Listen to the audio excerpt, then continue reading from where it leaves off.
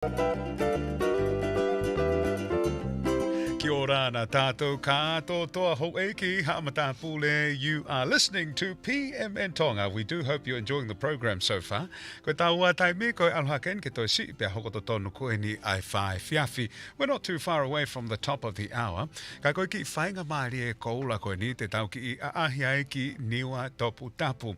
Nai huufi foki e ni Afio, Tupou ono, ai maama me he mauanga iwi me he laa. Niuatoputapu Solar Hybrid System, Niuatoputapu I he uike kua o si. And here to tell us more is Seti Chen, joining us live right now. Seti, maloe tau mau e whiawhini and welcome to PMN Tonga. Yo, malo lele, good afternoon, John. Ku kole beki ko malo atu I taro pakrat kakato I uanga maheni ngalo ea pe mo programa ko ni PMN pa peta I au bito o tau ge mana va mo pe ga on ta ku pa pia tu ma pe na mari ko ni pa pia ki po tarano ki ta pa mo uhila ko ni nai hu ni afio e wiki ko si pule lulu e tamatui kon gi ni tok tapu ni ko tu be ki tau toron ko to ko makamai le la he ko ni mo pa pia tau te ki e kai nga ko ni tok tapu ni o e lava ke mau te si VIP pe a hufi ai la ko ne tu tai mini John ko fu ki mu ai mau hufi ki ko si ko te seti ki va tolu ko mau anga I ko ni ko wan ko tonga ni o ai ko ka si pe ni no to ta pu pe ko e hufi ko ni o tau ki mai te set ko ni o ko kai nga ko ni a tonga ni na mau ai excess ki he uhila electricity ye te seti hive hiva ai ku kau I makamai la ki ponua tau ki fia ko toa pe o ku pau ina se pe ko mo e o motu mama o taha mi tonga tatu. Whawhetai, pia ko wakaike ai ko e polo kalama ngāwe ni aia na e ngāwe whakataha ai poto ngāwe koe ni ai panke whakalakalaka koe ni a Asia, aia koe a Asia Development Bank, pia toi toko net fuki ai pule anga Australia, pia mui pule anga tō ngā e. Ia koe e John koe tauni e proseki ko turu ku talupen e kamata ni mana vai ua pe tahaua. So it's a long standing energy projects in Tonga. So it's great to see this coming to in fruition and close to an end. Tau mo poki po te hige mau pagato kato I ngau te ni I ki sema. Ka koe hange pe ko lawe John koe kapau ngai kai ko tokon mai e ka wak ko ni Asian Development Bank koe Kuianga koni Australia, European Union, the Global Energy Facility, Kawabit, second Danish facility for renewable energy, and also Kuianga koni Tonga, kai ki tawa ki tunga koni tau sio kai tai ni ai ku tau ki hia ko tope o ke toko ni whapanga ma te me kua Kuianga I he u ngawe mo project koni ta whaka uhila ku energy e tanta tau ko e tau popo I ni au e tau miliu me he thermal energy ko e diesel power generation I he renewable energy au tau ilo ko tope e tau mua ni mama ni ke tau uri he tau kau tau pengang e whao ia ili o ki maturo ka ku o te ki maa me au ku kawai ni o tok tapuni I e projeki ko e o ni hanga o taktaki atu ko popo I atu tau ngā ki ili me la a o kuni hanga kapono ko a huila I taimi hoa e whiawhi John o tau lawa pio ngā ki a iwi ko iana kau la a kuni hanga o palata o te ma uhila ko ni o tok tapuni. Whawhetai. Pea koe mea lerei foki ai tau whetongi me he tī solo kua mea be foki hou eki pea lau ilo ke kai whanua. It's a changing world and the economy, there's a lot of impacts on finances, so there is a lot more reliability on things like other alternatives. Hange koe sola ke toko ni ki he ngai whanua. Tell us about the positive impacts that this will bring. Tau te whito ki he vai whanua Niuatoputapu. John, obviously, two news are the furthest from the Matapu. So, in terms of logistics, it's just challenging. You've only got probably 1-2 ships a month that travels here.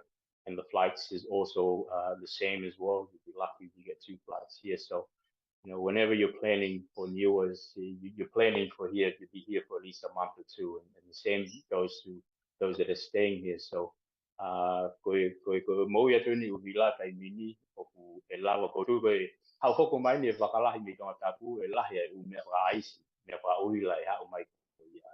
A koe anga maheni ko ki mo e mo i koni uvila e tono ku me lahi pe ai ulele. Pagi aptau taha pe a ki ni solo. Ai ki ho ua pe e whiha ke mo ia to IC ke tolonga to ki ko tau sia ko ni la ia me tu tai ni e lava pe ke nau pu mai nau IC ko pai to nau to tai ko mo e ma ki me tonga lahi o ku e lava pe ke nau pe a ki ko mai na ta ko ia ko la fo ki tai e a mai ai o ki da ki ko to tai tau mai pio vai e mau ko ki ko ia ko sia ko ni tai ni e lava ke ki tolonga ai nau kai atu ai hoa e whiawhi mo o toi ngā kone uike e o kuke e lava peke e tolonga nau ngā te ai si. Ai oi kau he u mea o tau si o e tāna ki tokon lahi mai ke langa laka koni me tok tapu ni. Kanda tau ko kamata ko ki e doni mau mai pe ai uila tau kamata sio ki he tak mamata mata sio ki he tak pisi ko tu e to ki lahi ai u kana mali e koni me tok tapu ni ke kana koni. Mōne o pito e seti ai whakamatala whakawhawhau ke o mai he koe toi whakawa ne matapā ke toi lahange ngahi whainga maari e inasi ai ongo niwa i he ngau elelei koe ni ai ngā ke koe ni ai solar.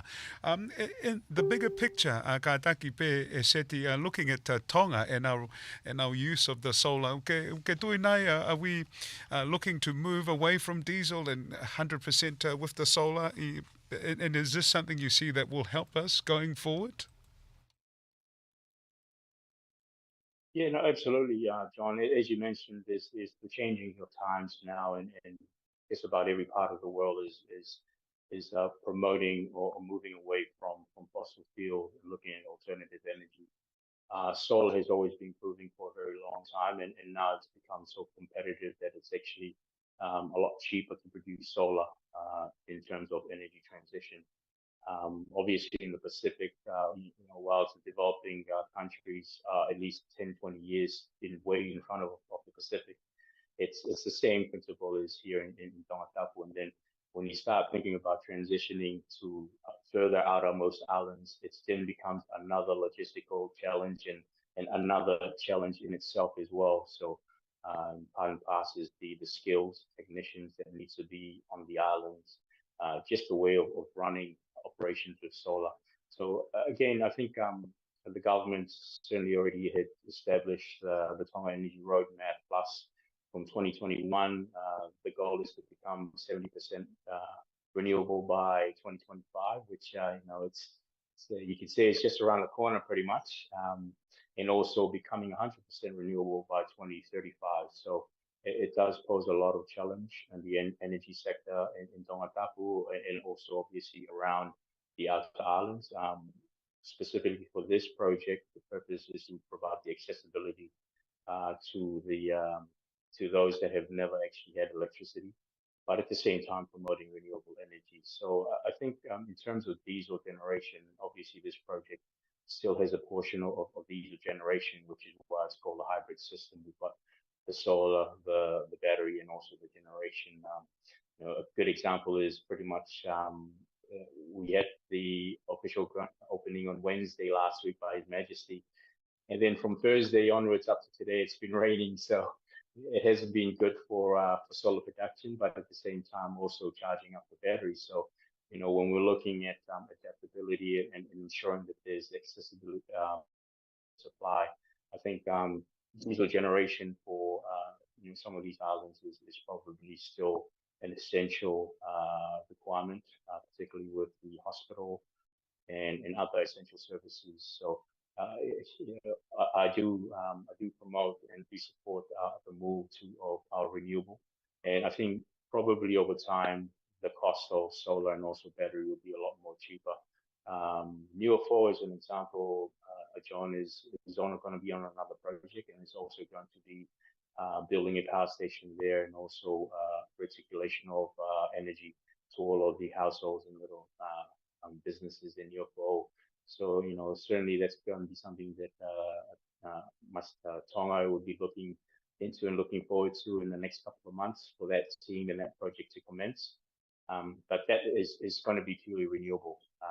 So there is certainly the change of time here, Don. I think this is probably one of the last projects, so probably have a combination of generation as part of the scope of works. But as we're moving into the new future, it's all the alternative energies will certainly come, and hopefully Tonga will benefit from it all. Seti, we really appreciate your time, and I can tell you we can see and hear you perfectly, so the power is definitely running well from us, and we receive you loud and clear here in Auckland. Ho'oiki pa moe kakai whanua ko Seti Chen ia, moe ngahi update, pa moe ngahi fakaikiiki ko ia ai ngauelele o kulorotonga whakahoko I Niuatoputapu. Ofalahi atu Seti, have a wonderful afternoon and all the very best with all the last minute checks of the project. Malo au pito.